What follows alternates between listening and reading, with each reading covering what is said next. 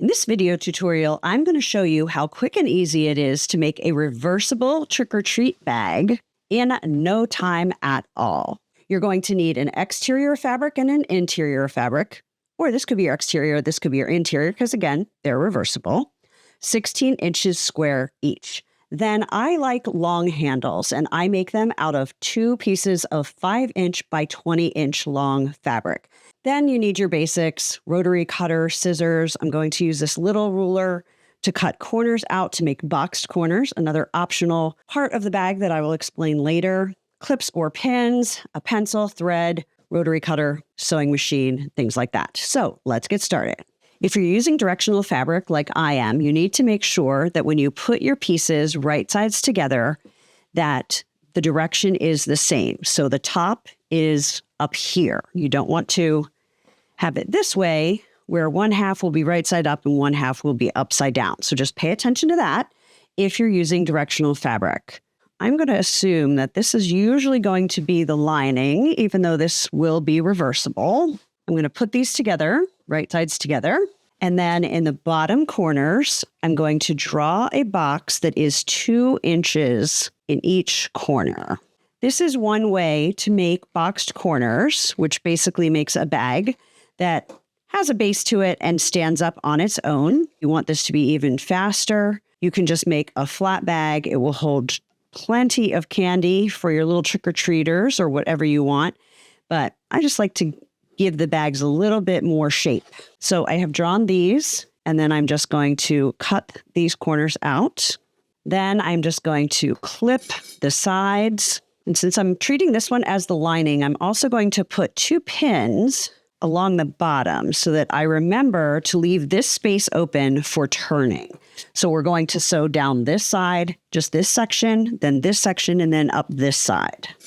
I'm going to set that aside, grab my other fabric, and repeat the steps. Cutting out a 2-inch square is going to create a 4-inch flat bottom on your bag. So the bottom of the bag basically becomes twice the size of the square. So if you want your bottom to be smaller, you would just cut out a smaller square. And if you want it to be larger, you would just cut out a larger square. For the exterior fabric, you're going to sew down the one side, across the bottom and up the side, leaving these corners open because we're going to be using them to make the bottom.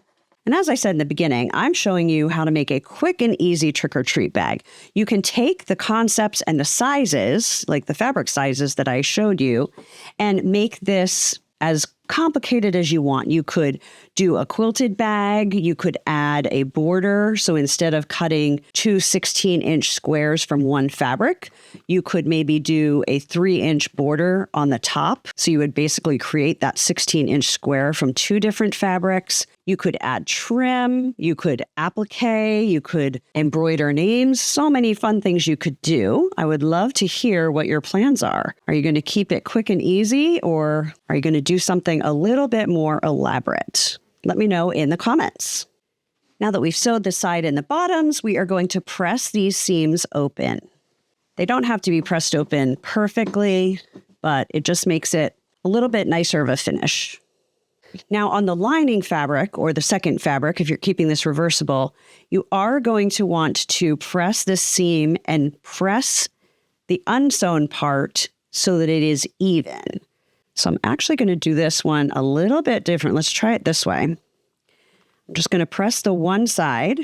Now I'm going to turn it over. I'm going to do the same thing on this side. Now what pressing this does is it is going to have this open edge ready to sew closed. Now, if you really want this to be a perfect bottom and nobody's going to know which side you created as the inside or the outside, when you go to sew this together, you can just do it by hand. Since it is the bottom of a trick-or-treat bag, if you don't care, you can just sew really close to it with your sewing machine. So this is where we cut the corner out of our original squares. So you're just going to grab that where that corner is cut on each side of the bag. So pinch one, pinch another one, and just pull it straight out. The lines will go straight across. You're going to match the seams. Put a little clip in there. And if you want to put 2 more clips just to make sure that this stays lined up, that is not going to be a bad idea. And then we are just going to sew straight across 1/4 inch from that raw edge to make that boxed corner. And you're just going to repeat the process on the other side and then also do the same thing for the lining. Now there's many ways to make handles. You could fold it in half, sew it, flip it, press it, but I want this handle to be a little bit more sturdy. I'm going to fold this in half. Now, if this was a printed fabric, you would be doing this wrong sides together. So the printed side would be out. Then I'm going to open it up. I'm going to fold and press each long edge into that first seam. So what this is going to do is it's going to take a 5-inch wide piece of fabric and turn it into a 1.5 inch wide handle that has 4 layers of fabric. So it's going to be nice and sturdy for the kids to grab and open and close and head out trick-or-treating. We do both of those, and then we are going to press this one more time. And if you want to, you can just throw a couple clips or pins on here to make sure it stays lined up correctly when we sew. So what we're going to do is you're going to sew down both long sides at about 1/8 inch from the edge, just to sew that closed. If you want to, you could even do a decorative stitch or something fun down the center if you just want to add a little more something to the bag. Moving right along, we have the outside fabric sewn together with the boxed corners. We have the lining with the opening for turning and our 2 straps. Now it is time to assemble.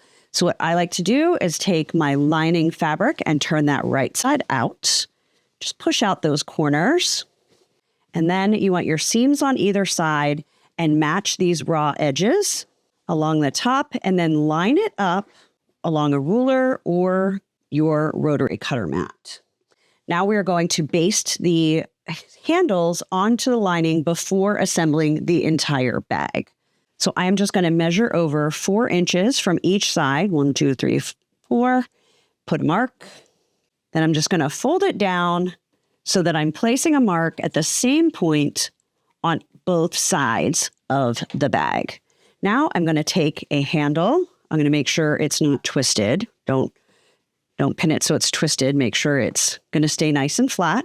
I'm going to take the raw edges. We didn't have to sew those. Center that on that mark and just clip or pin that in place.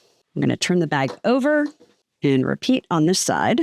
And now we are just going to baste the handles on, sewing 1/8 inch from the edge so that the basting stitch won't show when we put the bag together. Our handles are basted on. And now it is time to put the 2 bags together. We're going to keep this piece inside out the way it is so that we can put the lining and the handles inside and our fabrics will be right sides together. So you're going to put that in there and then you're going to find one of the seams from the lining and match that up with the seam of the exterior fabric and clip. Then flip it around, find the other seam and clip that as well. Then I just simply stand it up and shake it. And you're just going to clip these raw edges together. They should be exactly the same size. Just make sure that your handles are laying flat.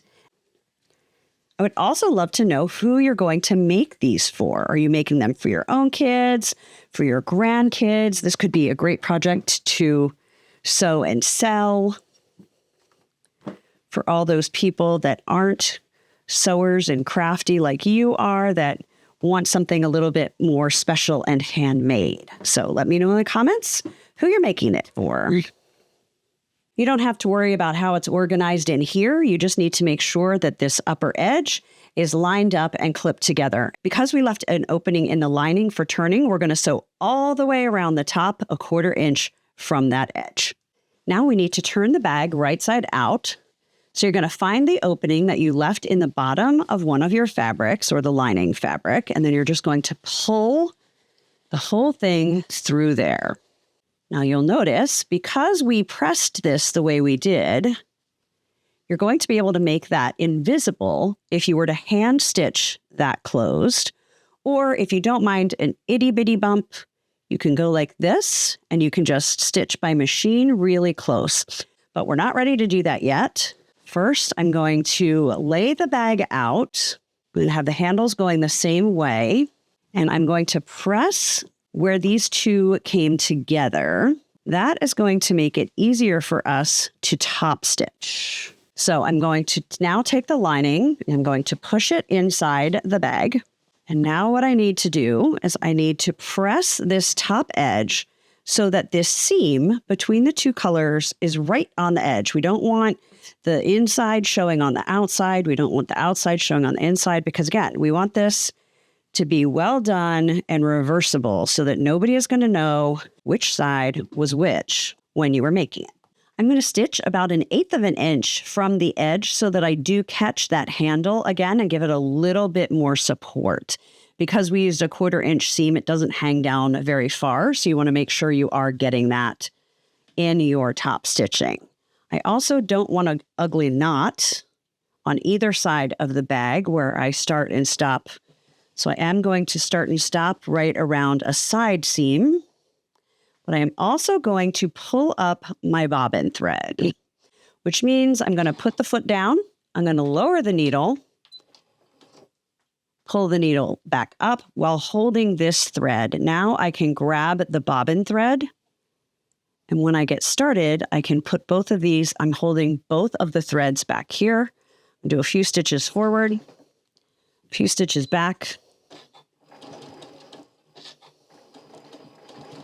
And that's going to knot that nicely. It's not going to have a big old bird's nest on the other side.